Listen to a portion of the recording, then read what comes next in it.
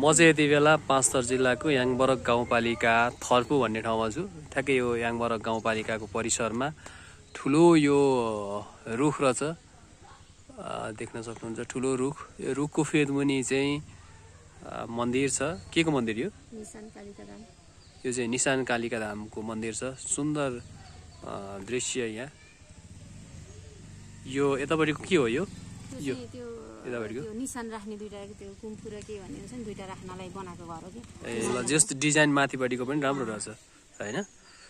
यहाँनिर यो अलि पर गाउँपालिकाको कार्यालय रहेछ। यहाँनिर चाहिँ अगाडिपट्टिको डाँडा चाहिँ श्रीजङ्गा गाउँपालिका, त्यो ताप्लेजुङ पर्यो। वारी पाँचथर पारिपट्टि ताप्लेजुङ पर्यो। र यहाँबाट ठ्याक्कै कञ्चनजङ्घा हिमाल एकदमै राम्रो सुन्दर देखिरहेछ। यतापट्टि छेउको कञ्चनजङ्घा हिमाल हो। अलिकति यतापट्टि देखिएको कुम्भकर्ण हिमाल। बिहानीको यो दृश्य निकै सुन्दर छ। यो ठाउँ पनि निकै नै सुन्दर रहेछ। यहाँ परेवाको घर पनि देख्न सक्नुहुन्छ तपाईहरू। यो अघिको पछाडिपट्टिको मन्दिर भएको रुख हो पनि। यतापट्टि चाहिँ एउटा सुन्दर पोखरी रहेछ। यहाँ चाहिँ यो याङबरक भनेर लेखेको छ। यहाँ पहिला याङ भनेको पैसा, बरक भनेको पोखरी भनेपछि यो पैसाको पोखरी। लिम्बू भाषा हो यो चाहिँ।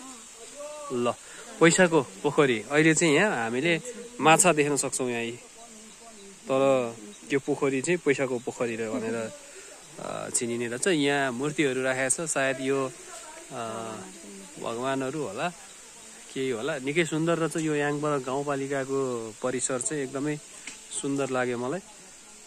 जस आनन्दको ठाउँ। माथिपट्टि जङ्गल छ। उता परपट्टि देखिएको चाहिँ गाउँपालिकाको कार्यालय चाहिँ यहाँ पर देखिएको चाहिँ गाउँपालिका कार्यालय भयो।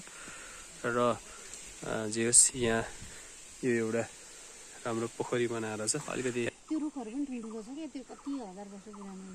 यहाँनिर होइन चौतारामा ठुलो ठुलो रुखहरू रहेछ। जस यहाँको इन्भाइरोमेन्ट चाहिँ एकदमै दामी लाग्यो मलाई। तिमी त्यसै यहाँ आएर आनन्दले बसेको होइन रहेछौ नि?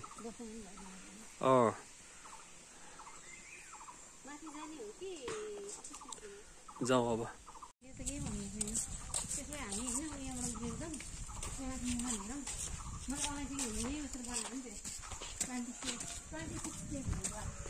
अलैँची यहीँ रहेछ।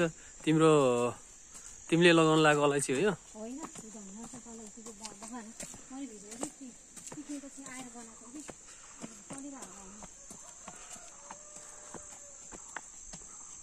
यता माथि चाहिँ के छ? पोखरी छ। के को पैसा? पोखरी पैसाकै पोखरी हो? यो तलको पोखरीको यो पोखरीको मुहान चाहिँ